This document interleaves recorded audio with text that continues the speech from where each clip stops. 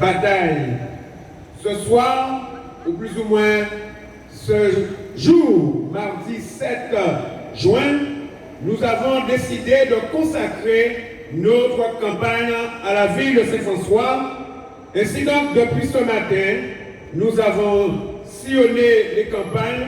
Nous sommes venus également dans le bourg. Évidemment, on ne pourra pas toucher tout le monde, mais l'essentiel, c'est d'être présent sur le territoire. Ce soir, nous clôturons cette campagne à Saint-François par ce meeting et je remercie les organisateurs qui nous permettent ce soir de nous exprimer à Saint-François pour bien sûr vous entretenir à propos des élections législatives. Voilà, je me trouve devant le buste de Lucien Bernier. Et s'il y a une chose que je ne savais pas, c'est qu'il a été maire pendant cet nombre d'années, puisque j'ai vu 1949, 1989. Ça va faire un bel bail, au moins 40 ans. Alors, j'imagine l'importance qu'accordent ces franciscaines et ces franciscains à cet homme en lequel ils ont eu confiance et se retrouver ici face à ce buste, c'est tout un symbole pour moi. Saint-François, une commune que j'aime beaucoup, pas par flatterie ou hypocrisie, mais tout simplement, dans mon engagement politique, j'ai toujours pris Saint-François, ou plus ou moins les habitants de Saint-François, pour exemple. Oui, à Saint-François, j'ai par le passé soutenu, mais très longuement, l'ancien maire qui fut élu maire en 1989 et j'étais présent. Il s'agit d'Ernest Moutoussamy et je me rappelle à l'époque, j'étais encore au lycée agricole, je sortais du lycée pour venir faire des conférences, le soutenir et je vous dis que Ernest Moutoussamy, si je ne me trompe, a été le premier qui a été élu député de la Guadeloupe sans avoir aucune commune.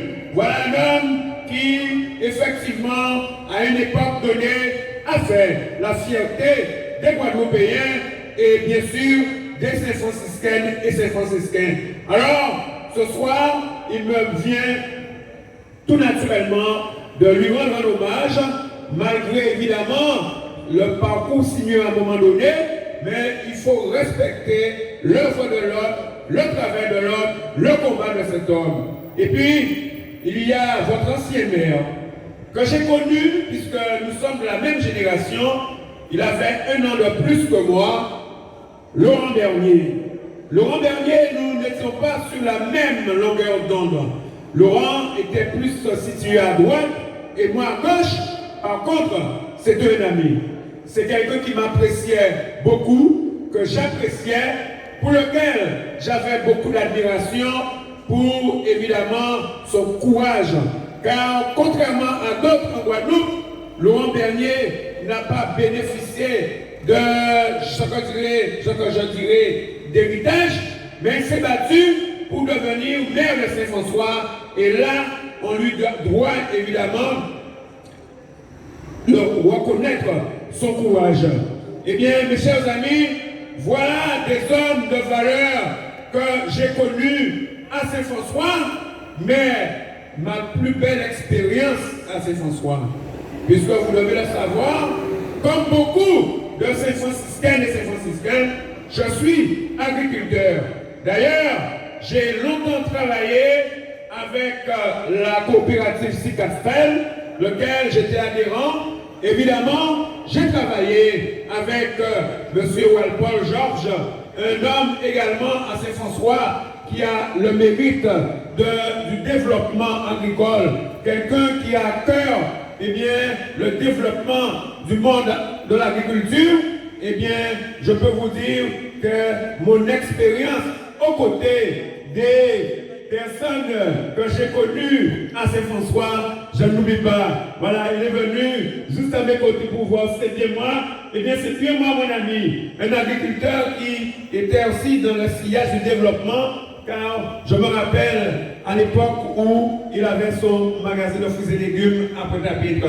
Mes chers amis, qu'est-ce qui nous mène à vous ce soir? Eh bien, comme tous les autres candidats, nous sommes 15. C'est bien sûr les élections législatives des 11 et 18 juin prochains. Et il est normal que nous puissions venir à vous pour vous entretenir, afin de vous convaincre, d'une part, à aller voter, mais surtout de faire le bon choix. Et chaque candidat vous dira, le bon choix, c'est moi. Moi, je vous dirai tout simplement qu'il est important d'analyser, de diagnostiquer, de revenir en arrière, de regarder chaque candidat et d'essayer de comprendre la motivation des uns et des autres. Et à partir de là, et à partir surtout du programme qui vous est présenté, vous pouvez vous faire une idée. Oui, nous sommes 15 dans cette bataille, mais paraît-il, il semblerait qu'il y ait 3 qui sortent du lot. C'est bien sûr la députée sortante parce qu'elle est députée sortante et qui plus est secrétaire d'État à la mer. Vous avez également le maire de Sainte-Anne. Eh bien c'est normal, il est maire de Sainte-Anne, il est conseiller départemental, il est conseiller communautaire, donc c'est normal. Et vous avez Michel Tola devant vous ce soir, qui fait partie des personnes préférées, des personnes qui sortent du lot parmi ces 15 candidats. Eh bien, mes chers amis, mes chers compatriotes, électrices électeurs de Saint-François, le 11, s'il faut choisir entre Mme Bénin, Monsieur Baptiste et moi-même, je n'ai pas besoin de vous présenter mon programme. Votre choix, normalement, est fait. Et je m'en explique. Mme Bénin, Didier vous l'a dit tout à l'heure. En 2017, mes chers compatriotes de Saint-François, rappelez-vous, et je vous dis, rappelez-vous, car souvent, notre mémoire est courte, nous oublions souvent. En 2017, nous étions 26 candidats. 26 candidats en 2017.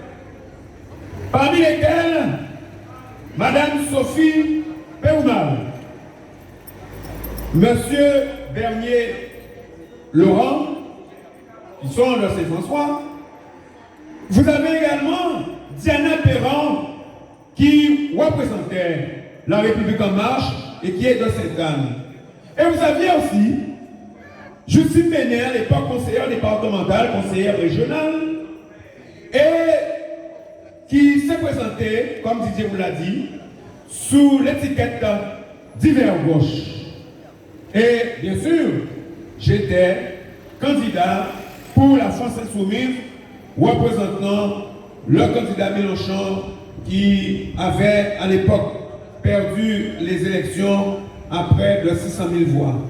Eh bien, mes chers amis, en 2017, 26 candidats se présentent à vos suffrages et je sors en 5e position. Oui, je sors en 5e position sur les 26 candidats. Malheureusement, bien sûr. Mais nous avons, et c'était une belle chose que j'ai approuvée, nous avons 2 femmes finalistes de cette élection 2017. Il s'agit de Justine Bénin et de Diana Perron. Eh bien, mes chers amis, dans cette campagne électorale de juin 2017, je n'ai pas oublié de vous le dire, mais il fallait que j'arrive à là où je suis pour vous rappeler également, et c'est la raison pour laquelle j'ai cité le nom de Sophie Pérouman, Monsieur Baptiste, candidat aujourd'hui, a été soutenir Warren Chegan, qui a été présenté par le PS local à l'époque. Et je rappelle que M. Baptiste est membre du PPDG au même titre que, bien sûr, Sophie Péroumal. Et je me rappelle également que la suppléante de Sophie Péroumal, c'était à l'époque ma collègue, 3e adjointe au maire de Port-Louis, conseillère régionale, madame, non plus conseillère départementale, madame Bernard Marlène. Et que doit-on dire? Eh bien, à ces élections législatives de 2017, Christian Baptiste a refusé de soutenir sa propre camarade. Mes chers compatriotes de Saint-François, je vous invite à mettre cela dans un coin de votre tête pour que le 11, quand vous allez voter, vous puissiez vous en rappeler. Deuxième fait concernant M. Baptiste. Eh bien, les élections régionales qui ont lieu en juin 2021, alors que M. Baptiste, élu en 2004 sur la liste de M. Lurel, qui fait de lui son vice-président, il est resté 2 mandatures à la région Guadeloupe. Ça veut dire, puisque la deuxième mandature a été écoutée, il est resté 14 ans à la tête de la région Guadeloupe, et auparavant, il avait été conseiller général du 2e canton de Sainte-Anne. Je vous dis tout cela pourquoi? Parce qu'il y a des gens qui viennent devant vous et veulent faire peau neuve. Non, il faut que ces personnes-là comprennent qu'ils sont complices du déclin économique de la Guadeloupe, du déclin social de la Guadeloupe, du déclin culturel de la Guadeloupe, et qu'à un moment donné, il faut les éloigner, bien sûr, du pouvoir. Alors, M. Baptiste ne vient pas aux élections pour pouvoir effectivement défendre les intérêts des Guadeloupéens et des Guadeloupéens, mais tout simplement, comme beaucoup, il visait une carte de visite. Oui, une carte de visite pour pouvoir effectivement prendre de la hauteur. Eh bien, je dis que la hauteur se prend dans la rue, aux côtés des travailleurs, aux côtés des plus pauvres, aux côtés de ceux qui souffrent, en apportant bien sûr son concours, sa solidarité. Eh bien, je peux vous dire que M. Baptiste n'est pas l'homme qu'il faut pour vous représenter à l'Assemblée nationale, d'autant plus qu'il est un imposteur, car il veut faire croire à tous les électeurs de cette circonscription que c'est lui qui représente la gauche populaire, que c'est lui qui est l'héritier de Jean-Luc Mélenchon, que c'est lui qui a été investi par la nouvelle Union populaire écologique et sociale, alors que c'est faux. Par conséquent, s'il commence à vous mentir ainsi, il sera pire quand il sera élu. Alors, vous me direz que je parle que de Baptiste, mais c'est normal, parce que M. Baptiste sait très bien que si, par bonheur, je suis face à lui au 2e tour, si 2e tour il y a à ces élections législatives, il est battu. Et c'est pour ça qu'il a pilonné les mains pour éliminer les mains au 1er tour, parce qu'ils savent très bien qu'au 2e tour, ils dépendent. Ils préfèrent effectivement se retrouver face à Justine Bénin. Vous savez pourquoi? Eh bien, tout simplement parce que les Guadeloupéennes et Guadeloupéens ont bien compris qu'il ne faut plus reconduire un représentant d'Emmanuel Macron, bien sûr, à l'Assemblée nationale. Eh bien, chers amis, le 11 juin prochain à Saint-François, je dois pouvoir faire le plein devoir.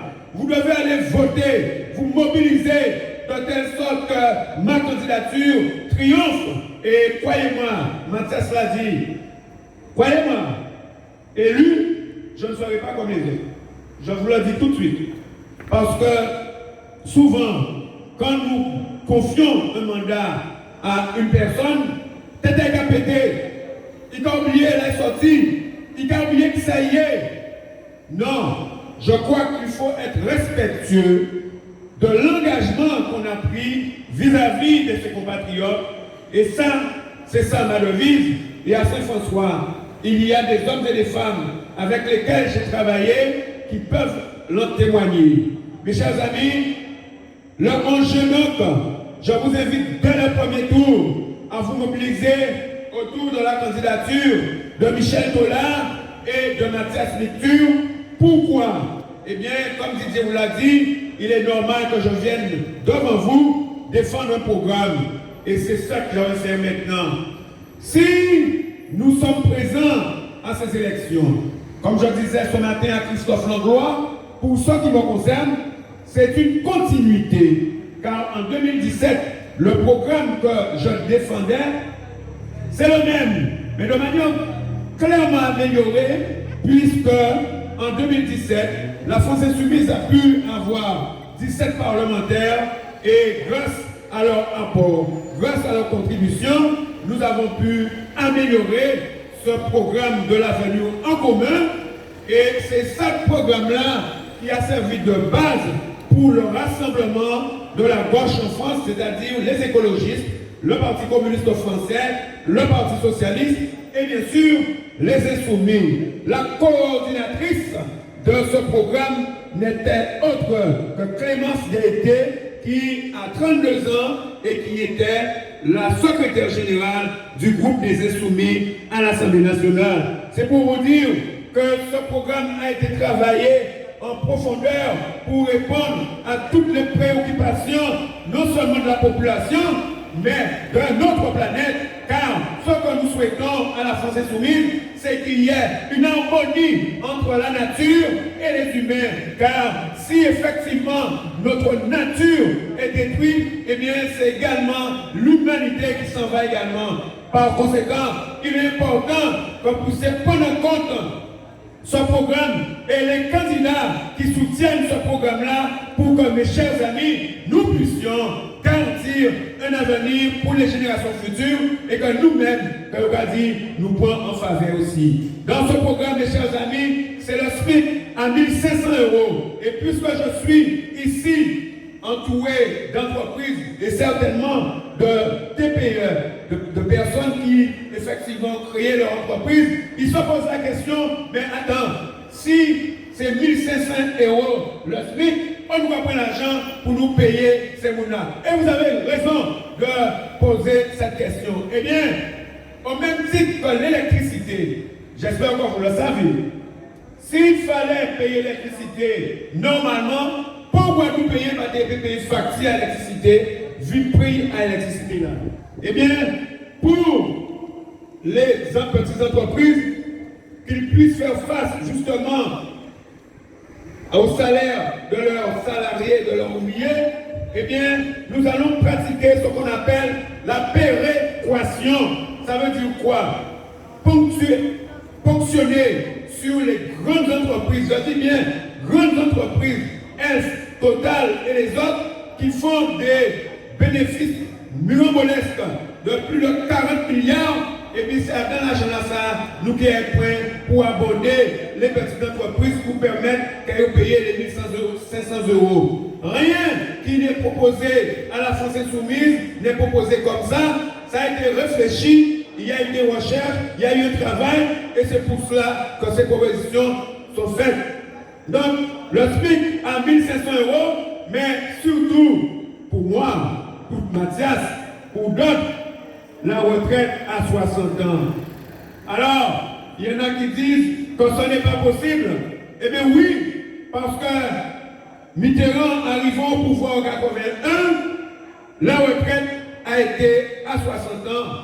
Et c'est parce que la droite arrivant au pouvoir, ils ont augmenté l'âge de la retraite. Eh bien, nous disons non, parce que si l'espérance de vie augmente, il est normal que les hommes et les femmes qui ont travaillé toute leur vie puissent à un moment donné profiter de la vie. Parce que nous constatons que quand les personnes arrivent à un certain âge, ils sont broyés, ils ne peuvent plus travailler, ils ne peuvent plus profiter de la vie. Et donc, il est normal qu'on puisse leur permettre d'avoir un peu de bonheur, de vivre leur vie autrement, et cela, c'est possible avec une retraite à 60 ans. Là aussi, où est-ce qu'on prendra l'argent? C'est la question qui est posée.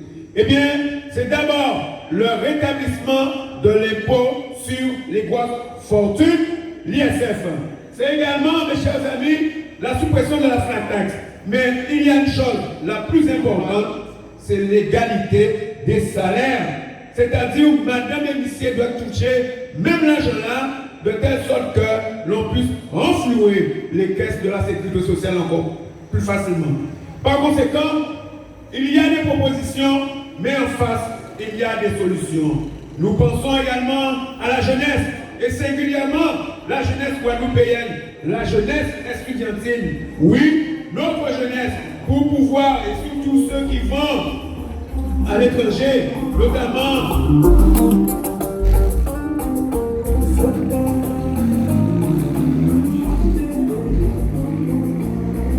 notamment en France hexagonale, eh bien souvent, ils ont recours à des petits boulots. Ils sont obligés d'aller travailler pour faire leurs études. Eh bien, à la France insoumise, avec la NUPES, nous allons octroyer une allocation d'autonomie à l'ensemble des étudiants, que ces enfants-là puissent faire correctement leurs études en ne sacrifiant pas leur vie à aller travailler en même temps. C'est également nos jeunes qui ont entre 18 et 25 ans. Et beaucoup de familles connaissent ça. Oui, ça y a sorti l'école, ça doit créer l'échec scolaire, ils ont arrêté l'école. Eh bien, souvent, ces gens-là n'ont pas de ressources. Ils sont sur l'autorité parentale et nous savons Jean la Villarène et ce n'est pas toujours évident de faire face à la situation. Eh bien, nous allons octroyer à ces jeunes aussi une allocation de 1 000 €, une allocation d'autonomie, que ces jeunes puissent faire face aux réalités de la vie, aux difficultés de la vie, qu'ils puissent se nourrir, mais parallèlement, nous comptons également rétablir le service militaire, pas comme hier, mais un service militaire qui sera là surtout pour former, pour pouvoir être à la disposition des populations, un service militaire qui prendra en compte des intérêts généraux des Guadeloupéens et des Guadeloupéens. L'essentiel pour nous, c'est que nous puissions faire en sorte que nos jeunes ne soient plus sur le bord de la route. Et pour ma part, je le dis là, ce n'est pas dans le programme, mais le parlementaire que je serai aura aussi son mot à dire, aura ses propositions à faire. Et sur cet aspect-là, il faudra, avec l'État français, des conventions avec les pays de la Caraïbe pour que nos jeunes soient en mobilité. Parce que ce sera pour moi plus simple de voir des jeunes dans la mobilité que d'aller voir dans la loisiveté. Oui, il y a des pays qui ont besoin de construction d'écoles dans la Caraïbe. Il y a des pays dans la Caraïbe qui ont besoin de construction de routes. Eh bien, nous ferons le lien entre le service militaire, ces jeunes et cette coopération pour que nous puissions faire face à une réalité qui est devant nous aujourd'hui. Et c'est Marcine qui me disait tout à l'heure, en me disant, Michel, j'ai déjà vu une forme de délinquance dans la région nord-orientale, à Port-Louis, à Anse-Bertrand, mais à Petit Canal, par rapport à notre campagne électorale, eh bien, il y a quelque chose à faire, parce que les jeunes sont vraiment dans la loisiveté. Et mes chers amis, ce sera mon devoir de me pencher sur ce dossier-là et d'apporter ma grande contribution et faire en sorte que nos jeunes retrouvent de la dignité, que nos jeunes puissent vivre mieux dans leur propre pays. Oui, chers amis, chers compatriotes, depuis 1995, nous avons ce problème récurrent qui est le problème de l'eau. Eh bien, aujourd'hui, je vous le dis, la nouvelle majorité de l'Union populaire, la nouvelle Union populaire écologique et sociale, vous garantit la résolution de la problématique de l'eau en Guadeloupe, car d'ores et déjà, nous l'avions dit lors des élections présidentielles, ce sera 2 milliards qu'il faudra mettre pour pouvoir remplacer les canalisations, mais surtout prendre en compte les dettes des usagers de telle sorte qu'on puisse appauvrir plus nos usagers, les Guadeloupéens. Par conséquent, il est important que nous puissions faire en sorte que ce problème soit résolu, mais pas en disant, c'est durant la mandature, et comme je le disais, on ne pourra pas le faire du jour au lendemain, mais il faudra bien un plan de telle sorte qu'on puisse démarrer et finir. Et c'est ainsi que je proposais, et là aussi cette proposition de Michel Tola, qu'en dehors du ministère des Outre-mer, que nous puissions avoir un commissariat, un haut commissariat aux urgences de l'outre-mer. Ça veut dire quoi? Ça veut dire que tous les problèmes que nous avons et qui doivent être réglés en urgence, eh bien, il y a une structure qui fera le lien entre les services de l'État et les ministères pour pouvoir avancer sur les dossiers. Mais que ça? Et comment? Ça veut dire qu'on part de point A pour arriver à un point B, mais entre les deux, avec des points d'état. Il faut qu'on sorte des effets d'annonce. Il faut qu'on sorte de tout ce qui est communication pour atterrir à la réalité. C'est ça qu'attend la population. C'est ça que souhaite la population. Et ce qui dégoûte la population, c'est ce comportement qui effectivement, on vient devant eux, on leur annonce beaucoup de choses, et puis l'élection finie, candidat là, qui est là, on va même voir encore. Eh bien mes chers amis, il faut en finir avec ça. Il faut en finir avec ça. Et je crois, comme je disais à quelqu'un tout à l'heure, il faut faire un véritable changement. Et ce véritable changement, dans cette circonscription, et ce sera la première fois en Guadeloupe, mais un honneur pour cette deuxième circonscription, et bien d'envoyer à l'Assemblée nationale un agriculteur. Pour la première fois, nous aurons en Guadeloupe un agriculteur député à l'Assemblée nationale française. Ce n'est pas difficile à faire, c'est le bulletin de vote qu'il faudra choisir le 11 juin et massivement pour faire triompher notre candidature, à savoir Michel Tola et Mathias Mitur.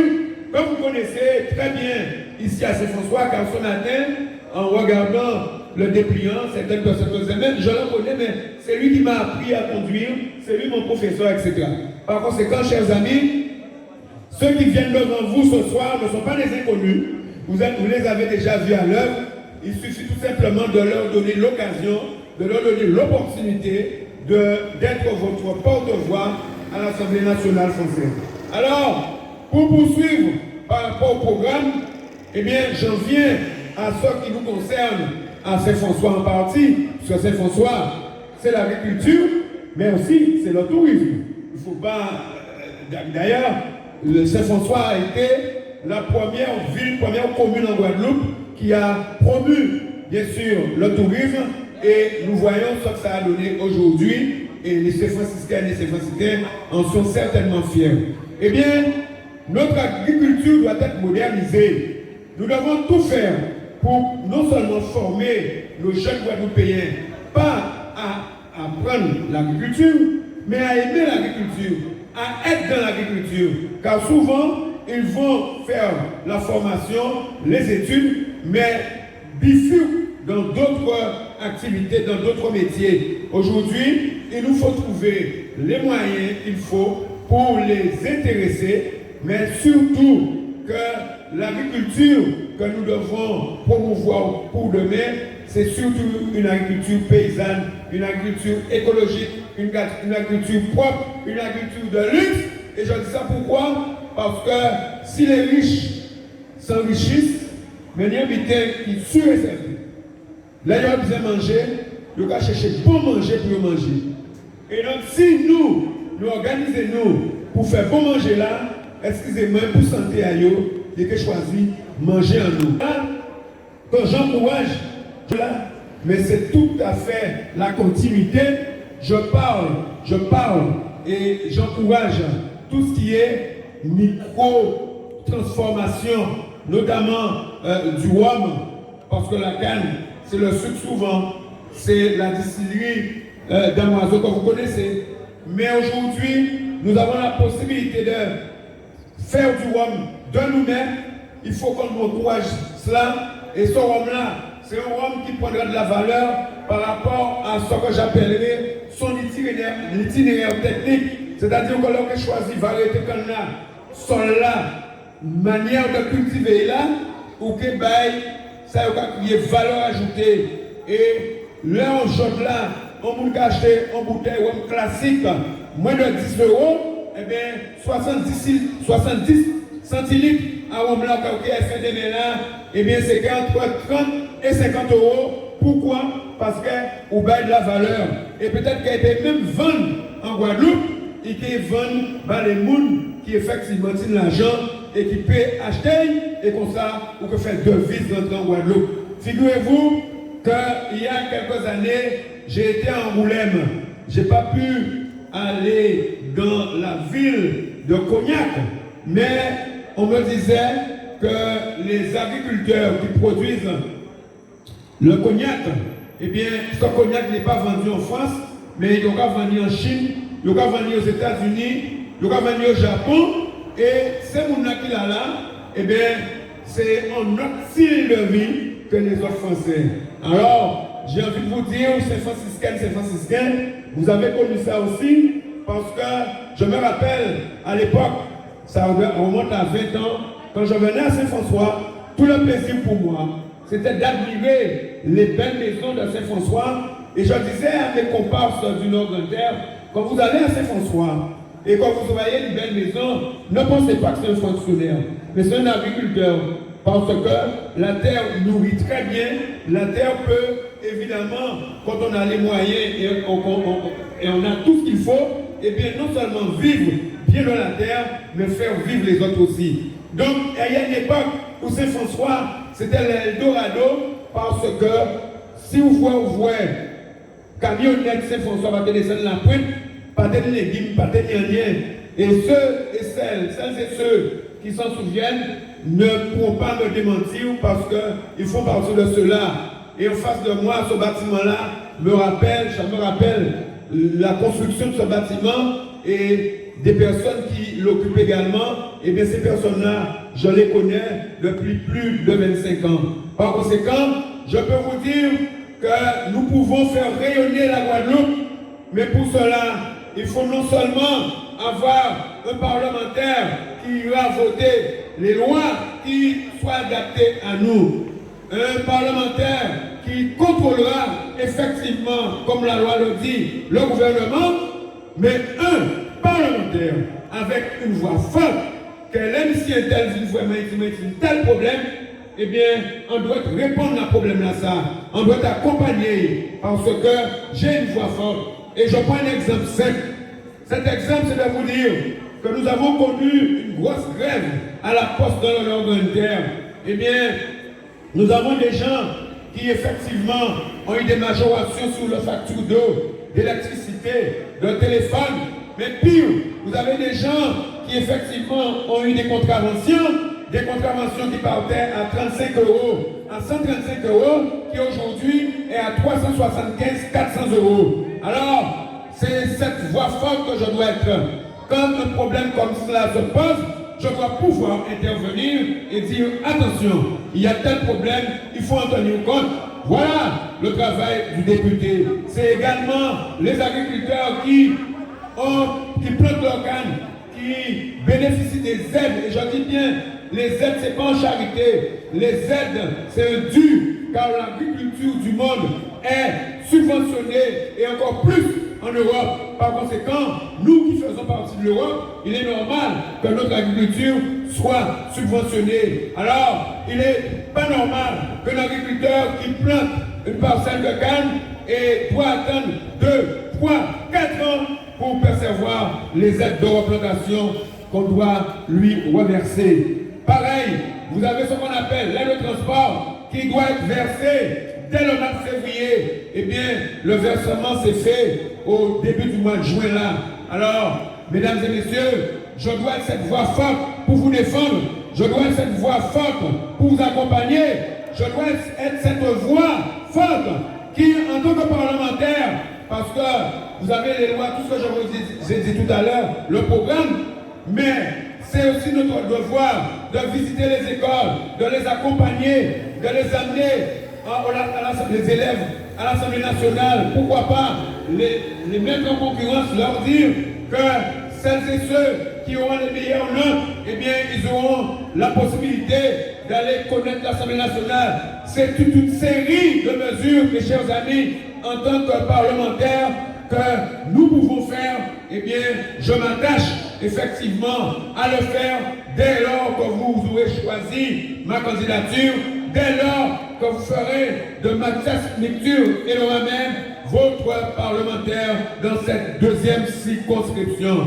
Mes chers amis, ce sera une fierté pour moi de retrouver à l'Assemblée nationale ma camarade Mathilde Panot.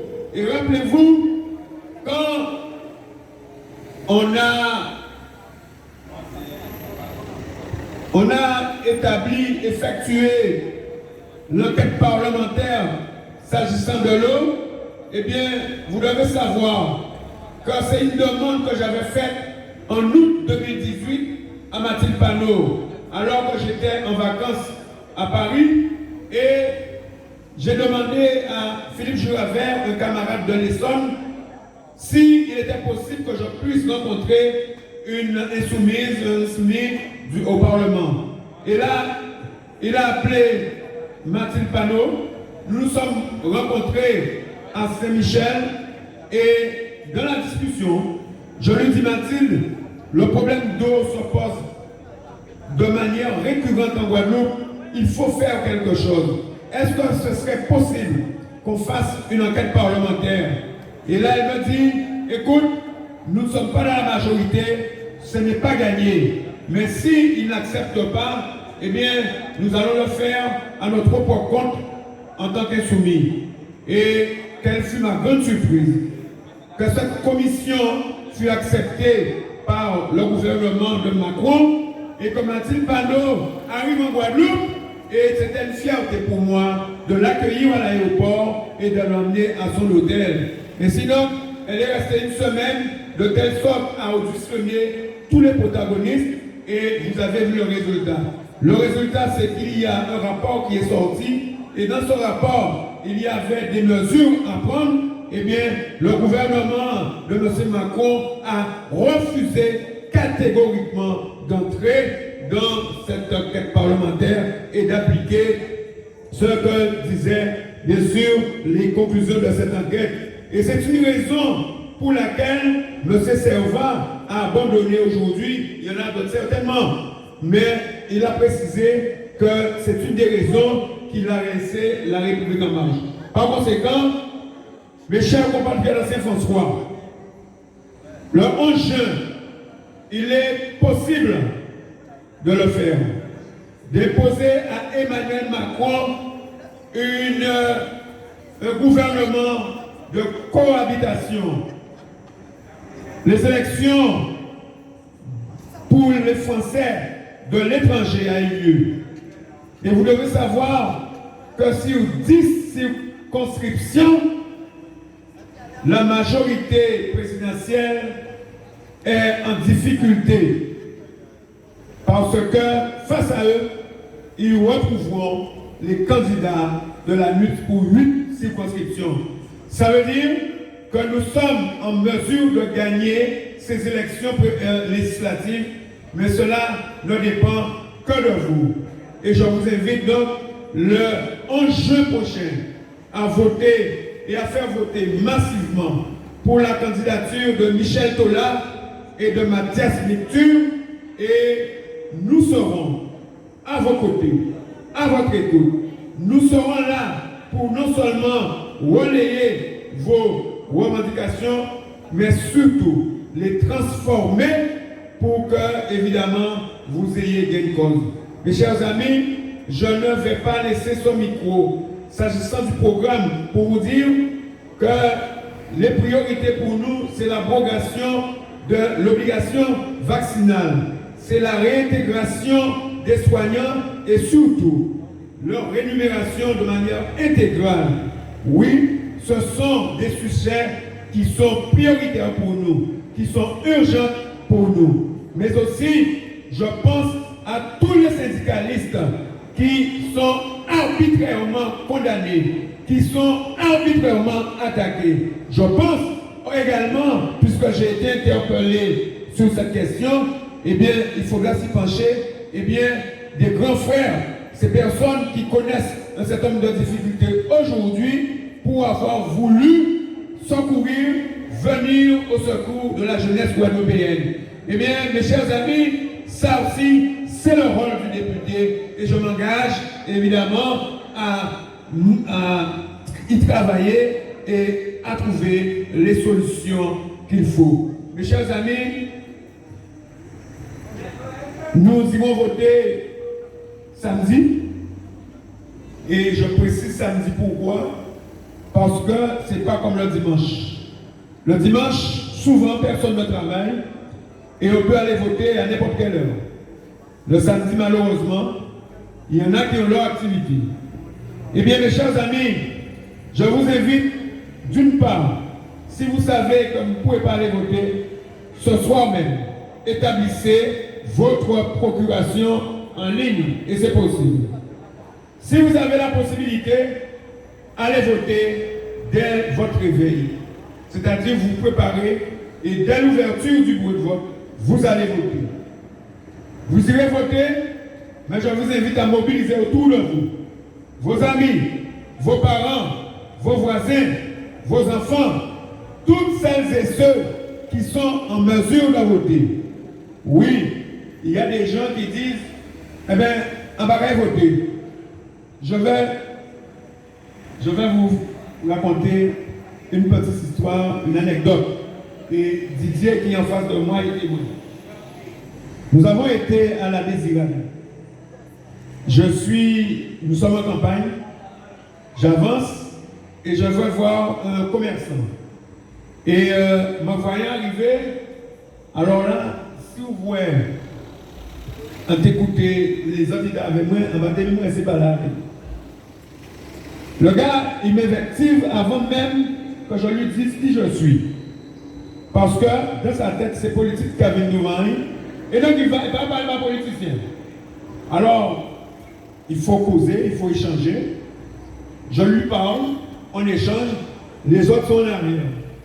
Eh bien, figurez-vous que c'est lui qui est venu à la fin nous voir à la sortie pour me dire qu'on est différent qui c'est le restant là. Ou pas même vite qui en j'avoue à la télé, en j'avoue au palais, mais en tout cas, force là quand même parce que vous méritez. Entre quand effectivement je l'ai approché et quand nous sommes partis, c'était une personne différente. Pour vous dire quoi? Je comprends que les gens soient excédés. Je comprends que les gens en ont marre. Et c'est normal parce qu'on vient devant eux, on leur raconte des choses et après plus rien. Eh bien, mes chers amis, vous devez savoir une chose.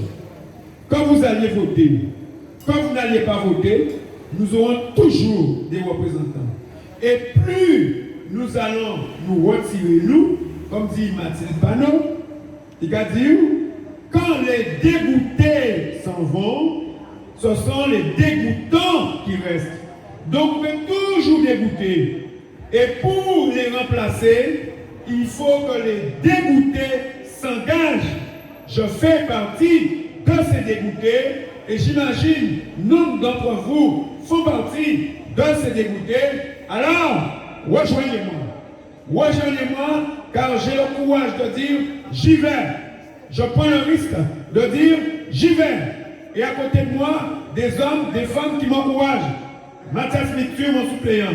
Didier Mérien qui est avec moi depuis le départ, qui m'a encouragé. Ken qui nous a rejoint. Renette qui n'a pas pu venir ce soir. Marceline qui me suit. Et tant d'autres qui sont avec moi. Eh bien, pour ces personnes, pour les générations futures, pour nos enfants, venez avec moi. Allons-y le 11 juin. Votons, faisons voter massivement Michel Dollard et bien sûr Mathias Micture pour que la lumière fût dans cette circonscription et que la Guadeloupe puisse briller à l'Assemblée nationale grâce à cet agriculteur que vous enverrez à l'Assemblée nationale. Merci.